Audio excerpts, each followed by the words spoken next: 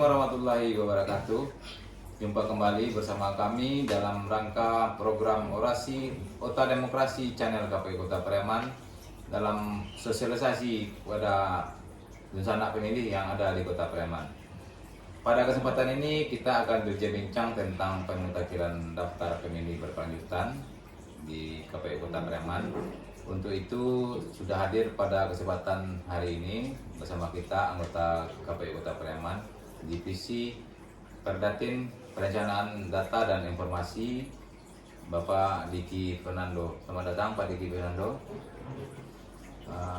Untuk itu pada kesempatan ini mungkin kita akan mendengarkan penjelasan atau uraian dari Bapak Diki Fernando tentang pemutakhiran data daftar pemilih berkelanjutan yang ada di KPU Kota Pariaman. Mungkin Pak Diki bisa menjelaskan kepada kita semuanya tentang apa itu pemutakhiran daftar pemilih berkelanjutan, karena pada saat ini seperti kita ketahui pilkada atau pemilihan tidak ada di KPU Kota Pariaman. Pada Pak Diki bisa dijelaskan kepada nasional pemilih. Baik, terima kasih Pak Dedi. Pemutakhiran data pemilih ini adalah suatu cara kita melakukan updating daftar pemilih yang ada di Kota Pariaman. Sebagaimana kita ketahui selama ini setiap pemilihan kita akan melakukan pemutakhiran data pemilih dalam satu tahapan pemutakhiran data pemilih. Tentunya di saat pemilihan data pemilih ini akan update sesuai dengan data kependudukan yang ada di Kota Pariaman. Nah, kita berpikir bagaimana caranya data pemilih yang ada di satu wilayah tersebut selalu update, setiap bulan update. Bagaimana caranya? Otomatis kami berpikir ini bisa kita lakukan dengan cara berkelanjutan. Jadi secara pelaksanaannya kami lakukan itu ada dua konsep pelaksanaan data pemilih berkelanjutan ini. Pertama, pemutakhiran data pemilih berkelanjutan yang dilakukan di saat pemilihan. Kemudian konsep pemutakhiran data pemilih berkelanjutan di saat non pemilihan. Nah, di saat pemilihan ini tentunya pemutakhiran data pemilih berkelanjutan ini terintegrasi dalam tahapan pemutakhiran data pemilih yang ada dalam satu pemilihan. Kemudian pemutakhiran data pemilih berkelanjutan di daerah non pemilihan ini akan kita lakukan setiap bulannya. Jadi data pemilih berkelanjutan ini akan kita update setiap bulan. Segala perubahan-perubahan yang terjadi pada bulan bersangkutan akan kita teliti, kita rekap, dan kita hasilkan satu keputusan tentang pemutakhiran data berkelanjutan di bulan berjalan tersebut. Kira seperti itu Pak Diki. Terima kasih Pak Diki. Mungkin bisa dijelaskan Pak Diki, apakah pelaksanaan pemutakhiran daftar pemilih berkelanjutan ini serentak dilaksanakan oleh seluruh KPU di Indonesia? Apakah KPU Kota Pariaman saja yang melaksanakan? Apakah ini sudah merupakan suatu kegiatan secara nasional? Bisa dijelaskan Pak Diki? Ini Pak Dedi, pemutakhiran data berkelanjutan ini adalah program nasional KPI di tahun 2018 mulai merancang dengan satu satker sebagai uji coba. Kemudian di 2019 semua satker di Indonesia ini melakukan pemutakhiran data pemilih berkelanjutan. Tentunya melakukan dengan dua metode tersebut. Bagi yang melakukan pemilihan kepala daerah serentak 2020, mereka pemutakhiran data pemilih berkelanjutan terintegrasi dalam tahapan pemilihan tersebut. Bagi satker yang tidak melakukan pemilihan, dia akan melakukan pemutakhiran data pemilih berkelanjutan yang berada di non daerah pemilihan. Nah, kondisi ini pemutakhiran datanya akan dilakukan setiap bulan. Berarti pada saat ini Kota Pariaman itu berada pada posisi non pemilihan. Non pemilihan. Kalau untuk yang non pemilihan ini outputnya apa kira-kira Pak Diki? Kalau yang di pemilihan itu kan seperti kita ketahui bersama itu ada DPT, DPS dan data pemilih yang lainnya. Kalau yang untuk non pemilihan apa tuh kira-kira Pak Diki? Kalau yang non pemilihan ini kita sebut dengan pemutahiran data pemilih berkelanjutan bulan berjalan. Bulan berjalan. Misalnya untuk bulan sekarang pemutahiran data pemilih berkelanjutan bulan Mei 2021. Karena pemutahiran data pemilih berkelanjutan di non pemilihan kita lakukan setiap bulan. Kita akan teliti data-data perubahan data yang terjadi di data pemilih, kemudian kita akan putuskan menjadi satu keputusan nanti setiap akhir bulan. Jadi merupakan satu produk hukum dari KPU setiap satker di Indonesia. Kalau disebut produk hukum berarti itu ditetapkan dengan suatu keputusan juga Pak Diki? Ya, dengan pleno kita tetapkan. Oh, jadi setiap bulan itu dilakukan pleno terhadap pemutakhiran daftar pemilih berkelanjutan ini ya Pak Diki? Ya. Baik Pak Diki, output dari PP pemutakhiran daftar pemilih tadi sudah dijelaskan oleh Pak Diki, yaitu adanya updating setiap bulan. Dalam hal ini apakah masyarakat, bagaimana cara masyarakat mengupdate datanya, ataukah datang langsung ke Koda KPU atau melalui jaringan-jaringan lain seperti media sosial? Bagaimana Pak Dedi, bisa dijelaskan? Pak Dedi, sebelum saya masuk ke keikutsertaan masyarakat di sini dalam pemutahiran data pemilih berkelanjutan ini, saya juga informasikan dulu dasar atau data pemilih awal yang merupakan awal dasar dari pemutahiran data pemilih berkelanjutan di tahun 2021. Data pemilih ini berasal dari DPT terakhir.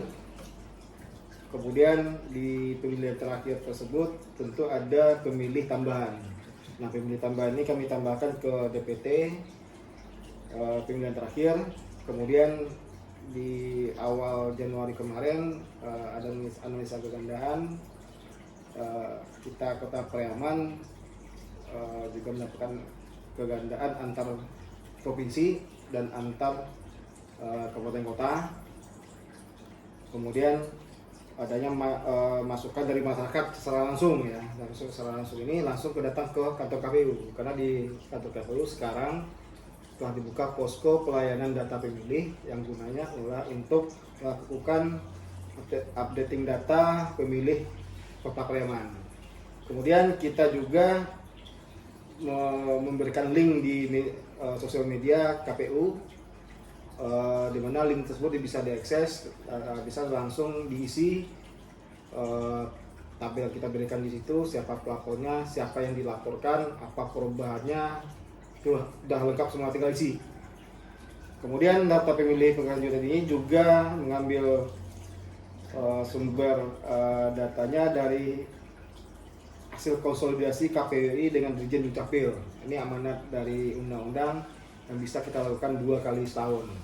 Kemudian bisa juga bersumber dari instansi atau pihak lain yang bisa kita pertanggungjawabkan.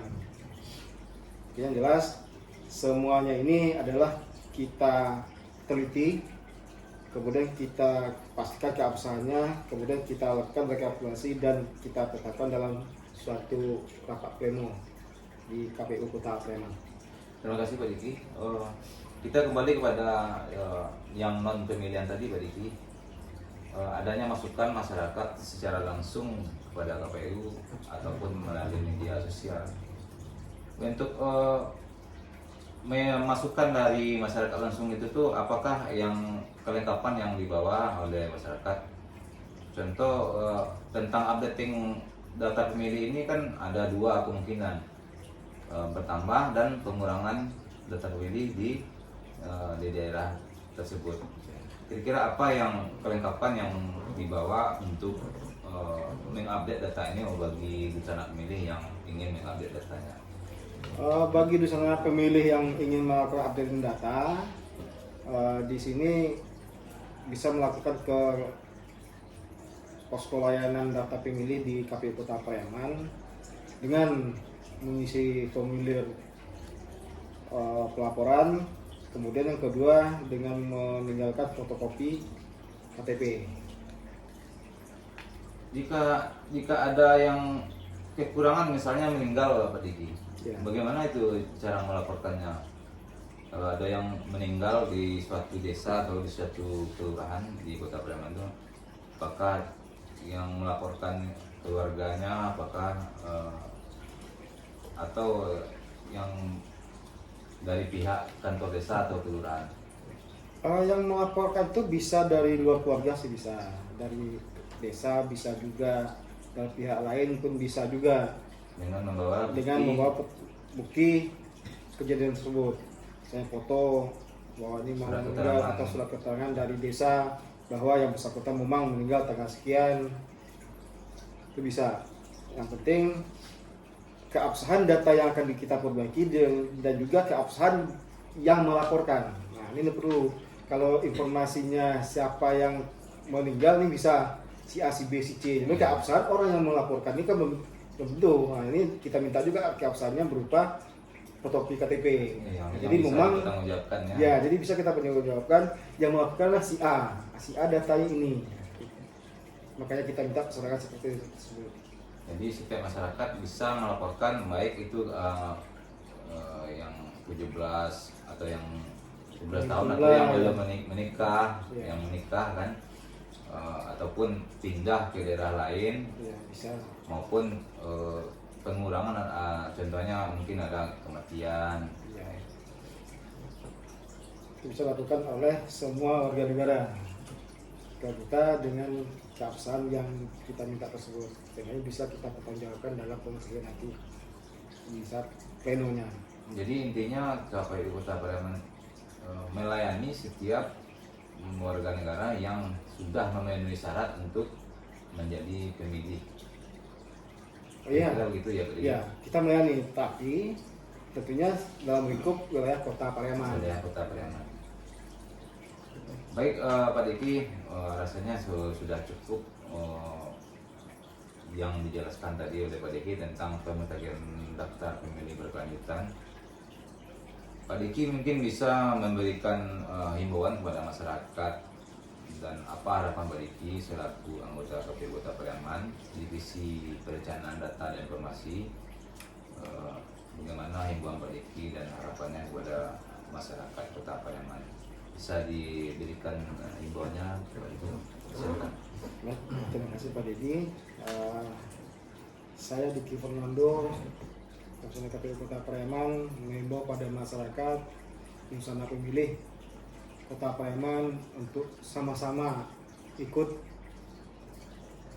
memperhatikan data pemilih tentang keabsahannya.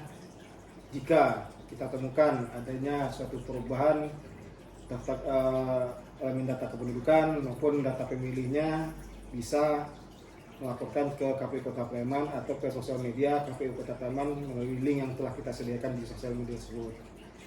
Saya berharap kerja kita bersama ini bisa menghasilkan data pemilih yang bersih di Kota Pariaman, sehingga bisa kita mendongkrak partisipasi masyarakat dalam pemilihan di Kota Pariaman. Sekian. Terima kasih Pak Diki. Baik rencana pemilih di Kota Pariaman, itulah tadi ulasan dan bincang kita dengan Pak Diki dalam acara Kota Demokrasi Orasi KPU Kota Pariaman dalam rangka sosialisasi kepada pemilih yang ada di Kota Pariaman. Selamat siang dan salam demokrasi. Assalamualaikum warahmatullahi wabarakatuh.